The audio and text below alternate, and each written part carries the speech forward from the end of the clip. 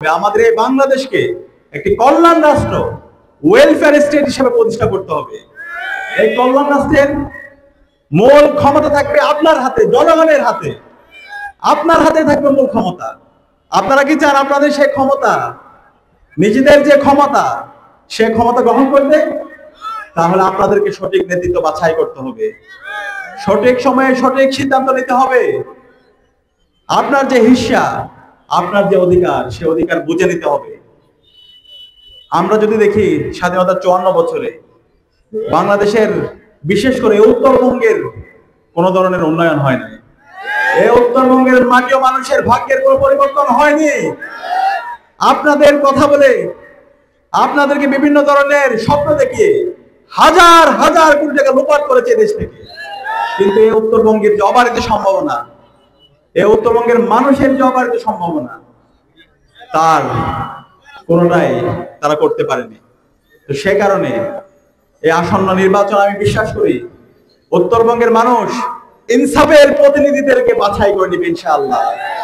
এই উত্তরবঙ্গের যে অবারিত সম্ভাবনা, ঠাকুরগাঁয়ের যে অবারিত সম্ভাবনা, সেই সম্ভাবনাকে কাজে লাগানোর জন্য তাদের যে পবিত্র আমানত, সেটা সব লক্ষ্য আদর্শ যোগ্য প্রার্থীকে তারা বেছে নেবে ইনশাআল্লাহ। আজকে আপনাদের সামনে যিনি প্রার্থী হয়েছেন আব্দুল হাকিম, তিনি একজন সর্বজন স্বীকৃত, সবার প্রিয় একজন মানুষ।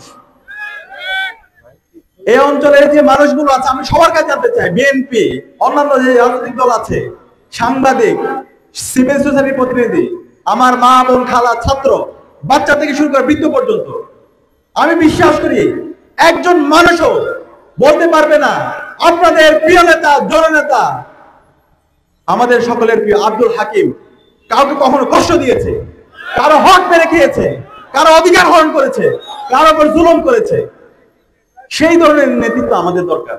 আজকে ওনার সন্তান ঢাকা বিশ্ববিদ্যালয় ছাত্র শিবিরের সভাপতি ছিল, ইসলামী ছাত্র শিবিরের কেন্দ্রীয় দপ্তর সম্পাদক, আমার সরাসরি দায়িত্বশীল। আজকে আমি সাদিক কায়েম তৈরি হওয়ার পিছনে আমার অসংখ্য ঋণ আছে সিফাতুল্লাহ ভাইয়ের পেছনে। এই যে আজকে আপনারা ভোট দিবেন, আজকে নির্বাচন এসেছে, আপনাদের সামনে অনেক বড় বড় কথা অনেকে বলবে, দেশপ্রেমের গল্প শোনাবে, উন্নয়নের গল্প শোনাবে, চটকদার কথা বলবে, অনেক ক্ষেত্রে তারা টাকা পয়সা অফার করবে। কিন্তু যখন নির্বাচনের পরে তারা আপনাদের কথা বলে যাবে, তারা আপনাদের এই দেশকে, আমার এই ভূখণ্ডকে বিক্রি করে দিতে চায়, সে কোনো ধরনের চিন্তা করবে না। সে আপনার যে অধিকার, জনগণের যে ক্ষমতা, সেই ক্ষমতার কথা সে বলে যাবে।